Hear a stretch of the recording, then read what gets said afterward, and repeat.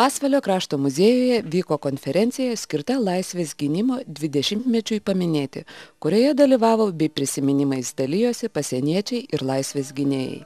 Sveikinimo žodį tarė Pasvalio rajono savivaldybės meras Gintautas Gegužinskas bei Pasvalyje viešėjusi Pasvalio krašto garbės pilietė Norvegė Inger Bekevik. Kiekvienas turbūt atsimename ir sąjūdžio suvažiavimus, kai iš tikrųjų skanduojant žodį Lietuva arba kalbant Justinui Marcinkevičiui, visai kitaip atrodė supratimas ir apie laisvę, ir apie Lietuvą, ir apie save. O paskui buvo kovo 11, kai atrodo iš karto turėjome tapti laisvi ir taip pat laimingai gyventi ir gražiai kaip visa Europa. Kelias tas pasirodė trupučiuką kitoksai. Ir gal ir gerai, kad Pasvaliui teko tas išbandymas būtent sausio 12 važiuoti į Vilnių.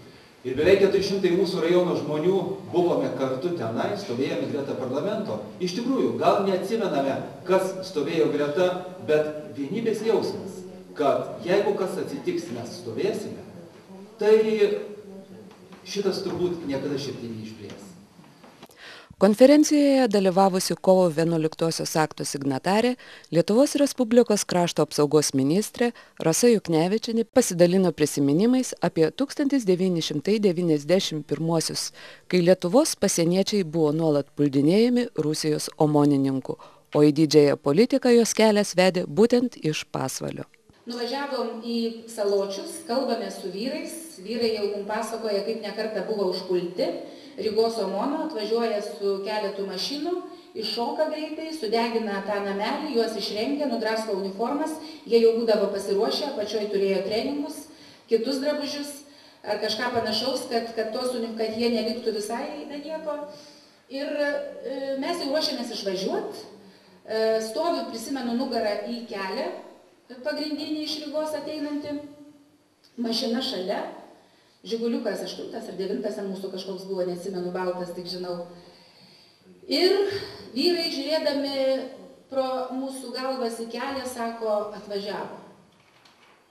Atsisuku, o ten keletas mašinų, kažkoks Uazikas, Latvija balta, dar keli ten Žiguliai galbūt, visai atrodo civilės mašinos. Ir labai ūmiai greitai, sekundžių klausimas, išlėkia iš jų ginkluoti, baisom stiklinėm akim, omonininkai, kaip tada supratom.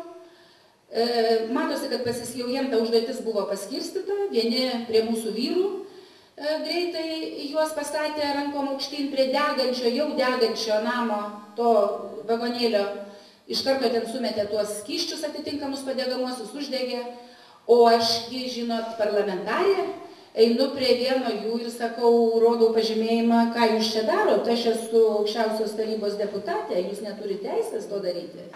Baigdama savo pasisakymą, ministrė palinkėjo, kad Lietuvai daugiau nebereikėtų turėti naujų signatarų ir Pasvalio krašte ji būtų paskutinioji signatarė. Dėkodama už 20 metų darbus padarytus Pasvalio rajonui, ministrė krašto garbės pilietei Norvegijai Inger Bekevik įteikė dovanų suvenyrą. Norvegų delegacijas Pasvalio rajone visuomet maloniai palydi ir pavertėjauja skulptorius Arūnas Grušas. Europos parlamento narės Radvilės Morkūnaitės konferencijos rengėjai paprašė pakalbėti apie laisvės gynimo idėją ir mintis žiūrint jauno žmogaus akimis. Jūsų pareiga yra užauginti vaikus vertus lietuvio vardo. Ir man toks, kaip iš tiesų sako, tas tėčio žodžiai kaip tam tikras palikimas ir įpareigojimas, kad mes turime eiti į priekį ir nepaisant to, jeigu kažkas atsitiktų baisaus, kad tą patirtį, tuos pasakojimus, tą jausmą ir prisirišimą valstybei turime perduoti ir savo vaikams. Ir aš galvoju, kad šie metai, kurie pažymėti netektimi šį vasario 16 poeto Justino Marcinkevičiaus,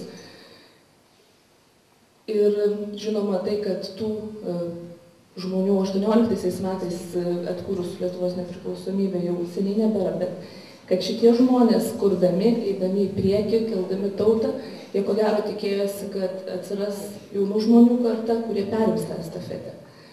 Prisiminimais apie išgyventus sausio 13-osius įvykius prieš 20 metų dalinosi konferencijos svečias Lietuvos Respublikos Seimo narys Antanas Matulas. Koks visgi mūsų krašto, Pasvalio krašto indėlis atkuriant, atstatant Lietuvos nepriklausomybę ir tikriausiai visi turim džiaugtis, kad tiek prieš 93 metus Lietuvos taryboje iš 20 žmonių 2 žmonės pasirašė aktą, buvo pasvaliečiai, tiek ir kovo 11.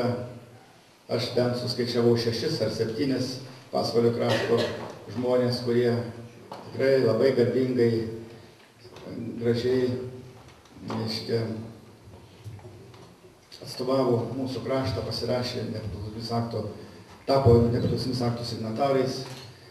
O ką kalbėti apie tuos žmonės, kurie buvo ištremti į Sibirą, ten mirė, žuvo, buvo nukankinti, kiek žmonių žuvo čia, partizanaudami mūsų miškuose. Ir pagaliau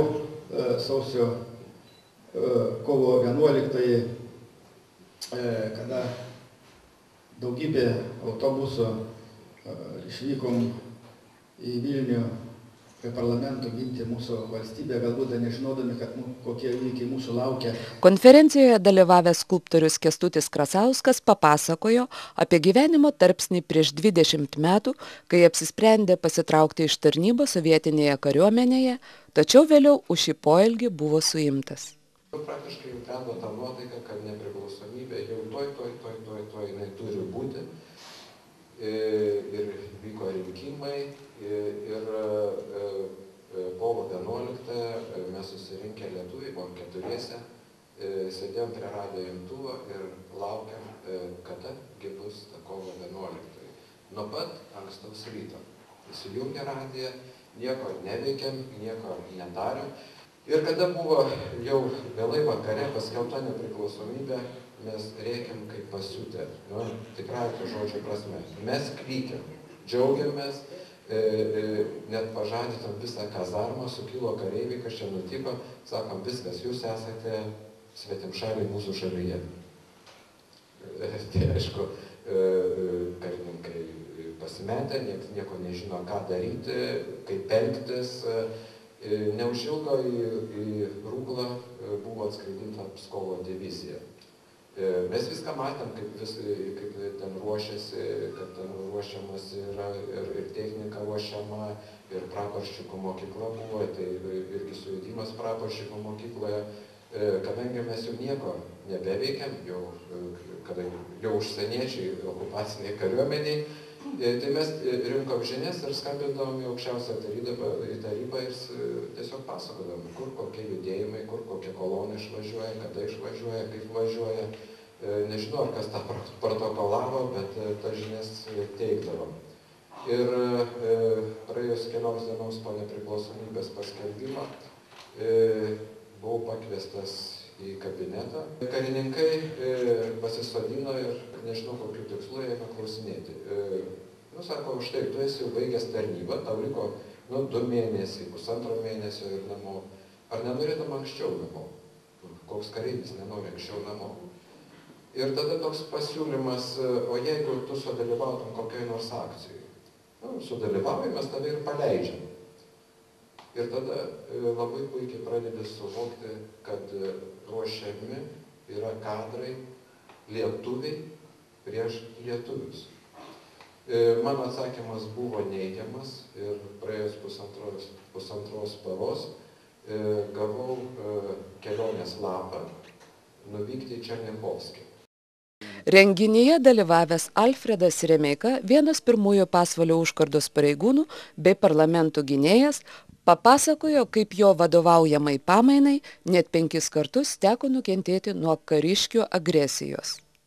Pasak jo, pareigūnai nė karto nepabėgo iš savo tarnybos vietos, toks stiprus buvo pasieniečių tikėjimas apginti jaunos valstybės sieną svarba. Po konferencijos buvo pristatyta paroda Kelias į laisvę, kurios viena dalis pasvaliečių prisiminimai apie 1991 sausio 13, kita apie nuo šių metų sausio 1 panaikintą Pasvalio užkardą. Ekspoziciją pristatė Pasvalio krašto muziejaus muziejininkas Gražvydas Balčiūnaitis.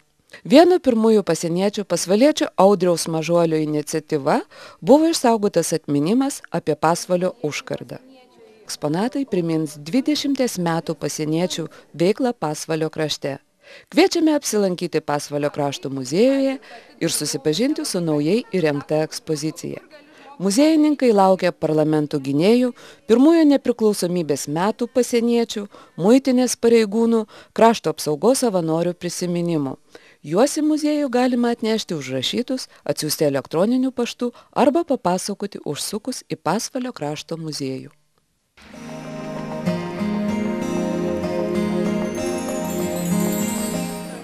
Pasvalio Petro Vileišio gimnazija iškilmingai paminėjo žymaus kraštiečio, didžiojo Lietuvos kėlėjo, inžinieriaus Petro Vileišio 160-asias gimimo metines. Tai viena iškiliausių XIX amžiaus pabaigos ir XX amžiaus pradžios lietuvių asmenybių, vienas didžiausių tautinio atgimimo žadintojų. Renginys prasidėjo lauke šalia skulptoriaus Vinco Grybo sukurto paminklo Petrui Vileišiui. Į dangų buvo paleista 60 dangaus žibintų. Minėjimui persikėlusi gimnazijos aktų salė, svečiams koncertavo gimnazijos tautinių šokių kolektyvas Apynėlis. Jauniesiems šokėjams vadovauja mokytoja Nida Sakalauskienė.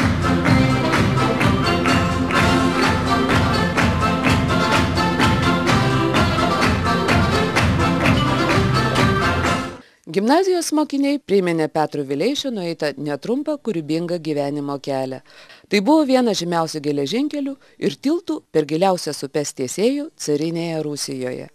Jis lietuviškos spaudos draudimo laikais savo lėšomis sugebėjo išleisti lietuvių kalba beveik 100 įvairaus turinio knygelių, leido pirmąjį lietuvišką dienraštį Vilniaus žinios, rėmė kultūrinius lietuviškus renginius, skatino lietuvių jaunimą siekti mokslo. Inžinierius daug nuveikė Vilniaus labui siekdamas jį lietuvinti. Kai Lietuva tapo nepriklausoma, jis 1922 metais kurį laiką dirbo susisiekimo ministru. Siekė krašto geležinkelio tinklo plėtros bei geležinkelių ūkio tobulinimo. Petrą Vileišį žaismingai įkūnijo mokytojas, Joniškėlio krašto muziejaus vedėjas Viktoras Stanislovaitis. O jo žmonos, Baltarusijos lenkaitės Alinos personažą, gimnazistė Dovilė Čiabaitė.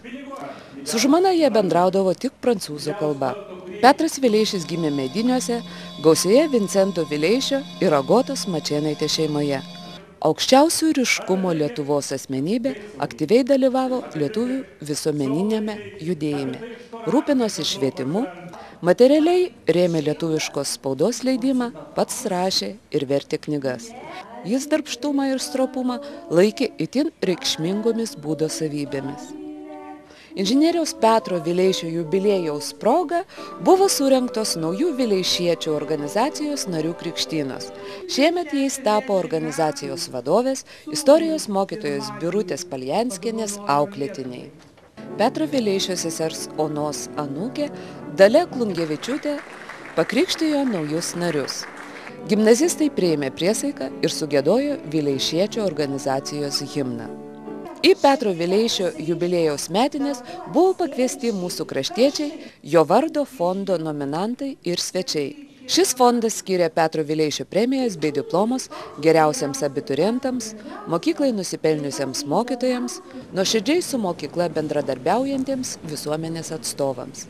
Fondas už puikius mokymosi rezultatus, pilietinę poziciją, aktyvų dalyvavimą kultūrinėme gyvenime gimnazijoje ir už jos ribų apdovanojo 4 C klasės mokinę Rasą Murauskaitę. Už kūrybingumą ugdant moralinės ir pilietinės tautinės mokinių nuostatas buvo apdovanotas istorijos mokytojas Gediminas Žardeckas. O už tautinės kultūros pilietiškumo sklaidą, skatinančią kartų bendradarbiavimą ir naują tradicijos kūrimą, visuomenės atstovę Dalią Klungevičiūtę Strazdienę. Sveikinimų žodžius tarė Pasvalio rajono savivaldybės meras Gintautas Gegužinskas, gimnazijos tarybos pirmininkė Astra Baltušienė, Pasvalio krašto verslininkas Rimas Želvys ir gimnazijos direktorius Viktoras Rimša. Skambant gimnazijos folkloro būrelio, kuriam vadovauja Sigitas Paliulis nuotaikingai muzikai ir dainoms, Seimo narys Antanas Matulas, Pasvalio rajono savivaldybės meras Gintautas Gegužinskas ir Pasvalio Petro Vileišio gimnazijos direktorius Viktoras Rimša perkirpo renovuotų patalpų simbolinę juostą. Po renovacijos duris atvėrė skaitykla, biblioteka, internetinė skaitykla ir gimnazistų seniai lauktas bufetas. Apibendrinant šį prasmingą renginį, visiems Pasvalio krašto gyventojams galima dar kartą priminti, jog Petras Vileišis padarė tai, kas to meto amžininkams atrodė neįmanoma. Jo nuopelnai Lietuvai yra milžiniški, nes jis gyveno ir dirbo dėl savo mylimos tautos.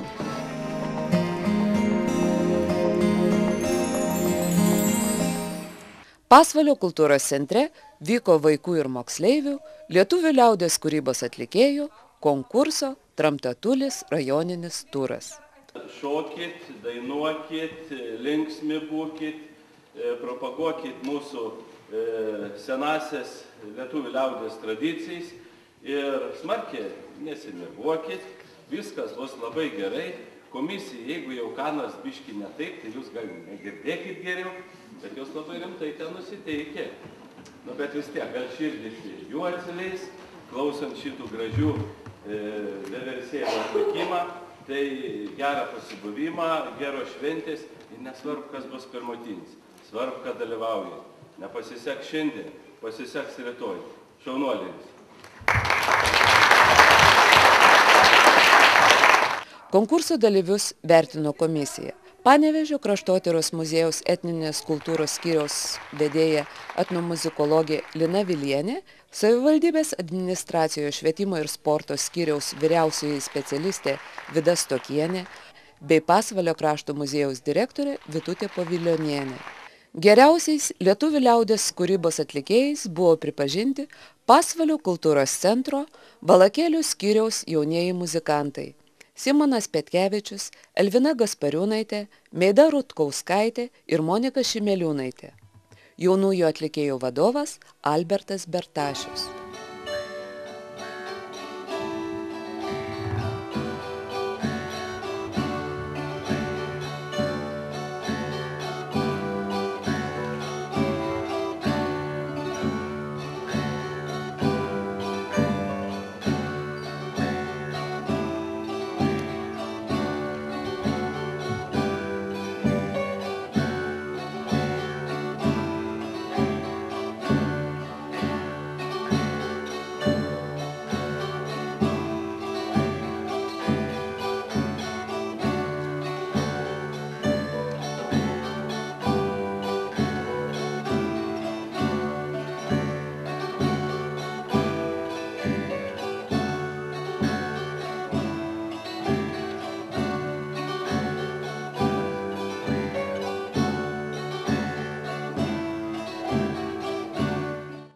Apie kaimo gyvenimą pasaką pasiekė Daujėnų pagrindinės mokyklos mokinė Irūnė Mikelytė. Ankstyvo pavasario ryto užlakė gaidžiant tvoras, į ką garsi pagyda. Kakarikų! Porą kartų pakartoja savo giesmelę, neatsidrožėdams bals ir skambėjant. Danė vis manigiai pasakė. Ei, starinį pievą, tegu vis pasaulis mane išgers. Kaip tarė, taip ir padarė. Parskrydo per tvorą ir nuplasnoja tik, kur stovi vienas šakų krūms. Dabar tai vis mane išgers. Nusprendė ir palaidė savo balsu, kiek tik jėgų turėdams. Rajoninio Tramtatulio turo laureatais tapo Elvina Gaspariūnaitė bei Grėtė Kvedaraitė iš Pasvalio Svalios pagrindinės mokyklos. Jas konkursui parengė Lina Bertašienė. Vertinimo komisijos dėmesio sulaukė ir Eglė Petrėnaitė iš Daujėnų pagrindinės mokyklos, vadovė mokytoja Virgilija Jurkšaitienė. Saulė Štopinytė iš Pajiešmenio pagrindinės mokyklos konkursui paruošė renginio vedėja Daiva Adamkavičienė. Į rajoninį turą pateko Aistė Bieliauskaitė iš Narteikių darželio mokyklos Linelis. Jos vadovė taip pat Daiva Adamkavičienė.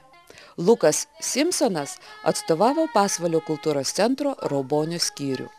Berniuką konkursui paruošė mokytoja Lidija Zagorskienė. Dambreliu grojo Simonas Petkevičius, besimokantis Pasvalio Svalios pagrindinėje mokykloje. Jį konkursui paruošė Lina Bertašienė.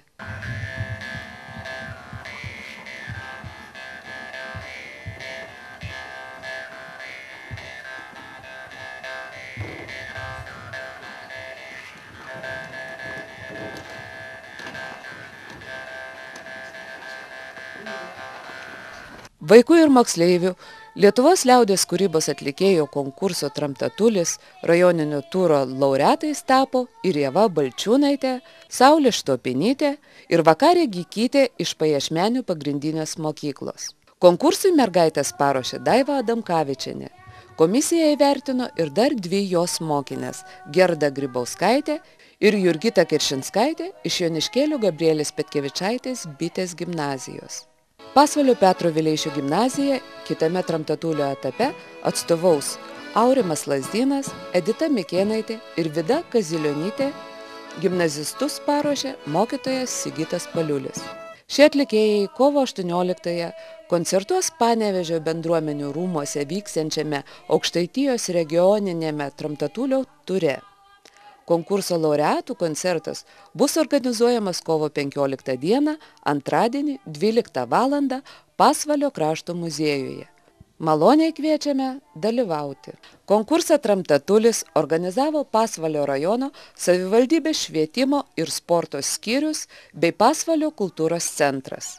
Konkursų siekiama skatinti vaikus ir moksleivius domėtis savo krašto tradicinę kultūrą, suvokti jos vertę, mokyti pavienius jaunuosius atlikėjus, lietuvių liaudės dainų, sakytinės kūrybos bei instrumentinės muzikos. Žemaitus!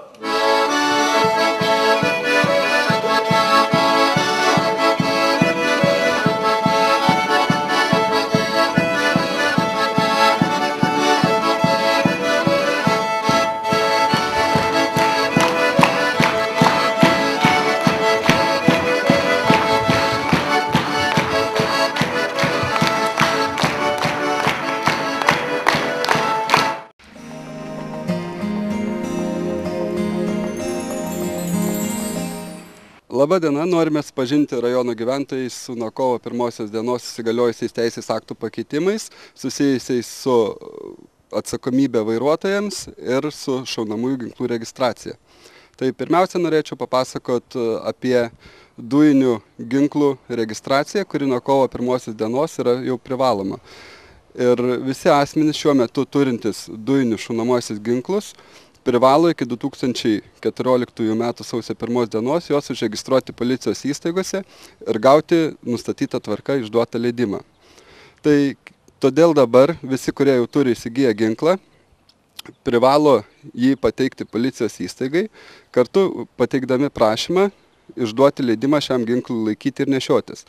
Su prašymu žmogus turi pateikti sveikatos priežiūros įstaigos išduotą pažymėjimą, patvirtinantį, kad asmuo nėra šios įstaigos įskaitoje dėl priklausomybės alkoholiu ar narkotinėmis medžiagomis, taip pat, kad nėra įrašytas į psichikos sveikatos ligonių sąrašą.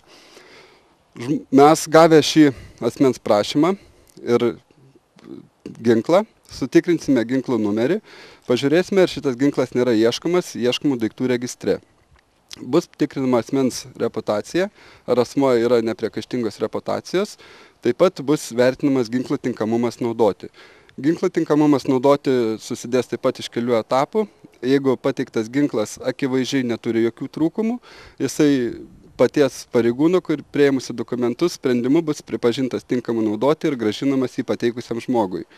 Jeigu bus matyti akivaizdžių ginklų trūkumų, pavyzdžiui, dėl korozijos surūdėjęs visas jo vamzdis, arba trūksta kažkurių detalių, kurios turėtų būti, arba nutrintas identifikavimo numeris, taip pat panaikintos pertvaros ginklo vamzdyje.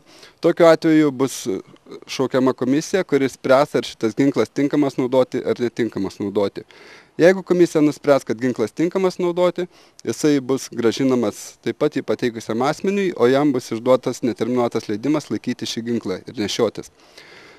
Jeigu šis ginklas bus pripažįstamas netinkamai naudotis, galimi keli variantai, tai arba asmens lėšomis jisai gali būti perdirbamas į visiškai netinkamą naudoti ginklą, taip pat jisai gali būti asmens lėšomis sutaisytas ir jam grąžintas, arba jisai gali būti neatlygintinai perduotas realizuoti Lietuvos Respublikos ginklų fondui. Taip pat norime gyventojus supažindinti su pasikeitusia atsakomybė už kelių eismo taisyklių pažeidimus. Nors kelių eismo taisyklės pačios nesikeitė, tačiau keitėsi administracinių teisės pažeidimų kodeksas, numatantis atsakomybę už kelių eismo taisyklių pažeidimus. Tai pirmiausia buvo sugriežtinta atsakomybė už naudojimusi mobiliojo ryšio priemonėmis taisyklių pažeidimus, tai yra už kalbėjimą mobiliuoju telefonu vairuojant, nenaudojant laisvų rankų įrangos. Taip pat sugriežtinta atsakomybė už įspėjamųjų signalų nerodymą manevravimo metu. Tai yra praktiškai už posūkių, avarinio sustojimo ženklo nenaudojimą. Jeigu anksčiau už tai būdavo baudžiama bauda nuo 20 iki 40 litų, tai dabar bus baudžiama bauda nuo 1 iki 300 litų. Taip pat yra sugriežtinta atsakomybė už kelių ženklų ir ženklinimo reikalavimų nesilaikymą, už apsisukimą ant tiltų, viadukų, pėsčiųjų perėjose, taip pat vietose, kuriuose draudžiama tai daryti. Jeigu už tai anksčiau būdavo skiriama iki 100 litų bauda, tai šiuo atveju bauda bus skiriama nuo 1 iki 300 litų taip pat. O už tokius pačius pažeidimus asmenims vežantiems žmonės keleivinio transporto priemonėmis miesto arba vietinio susisiekimo maršrutais numatytas bauda nuo 3 iki 500 litų arba netgi teisės vairuoti transporto priemonės atėmimas nuo 1 iki 3 mėnesių. Jeigu anksčiau pėstieji už ėjimą gatve ir kelių vietose, kuriuose tai daryti draudžiama, būdavo baudžiami bauda nuo 50 iki 100 litų, tai dabar bus baudžiami bauda nuo 80 iki 140 litų. Analogiškai reikalavimai taip pat numatyti ir mopedų ir lengvųjų keturračių motociklų vairuotojams bei dviratininkams, kuriems irgi anksčiau būdavo skiriama bauda nuo 20 iki 40 už smulkius kelių eismo taisyklių pažeidimus, dabar bus nuo 80 iki 140 litų. Taip pat ypač sugriežtinta atsakomybė mopedų ir lengvųjų keturračių motociklų vairuotojams, kurie neturi tam teisės. Jeigu anksčiau vaikas, sakykime, 17 metų, neturėdamas teisės vairuoti, vairuodavo mopedą, nors jam privalo turėti AM kategorijos vairuotojo pažymėjimą, tai jis būdavo baudžiamas bauda nuo 20 iki 40 litų. Dabar sugriežtinus atsakomybę jam bus skiriama bauda nuo 2 iki 300 litų. Taip pat yra šiokių tokių pasikeitimų, tyriant greičio matuokliais užfiksuotus kelių eismo taisyklių pažeidimus, tai yra greičio viršijimą.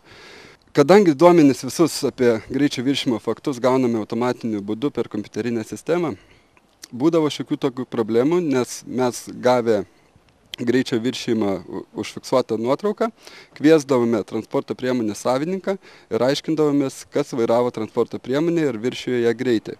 Ir būdavo visokių iš tikrųjų bėdų, nes žmonės tai išvykę į užsienį pažeidėjai, tai dirba, tai vėl kur nors gydosi, o savininkas iš tikrųjų nėra už tai kaltas. Tai dabar įstatymo leidėjas įtvirtino tokią nuostatą, kad gavus nuotraukas užfiksuotų greičio pažeidimu, iš karto bus siunčiamas administracinis nurodymas transporto priemonės savininkui, ir kuris arba per 10 dienų sumoka baudą, arba per 10 dienų privalo pateikti policijos įstaigai duomenis asmens, kuris vairavo transporto priemonę.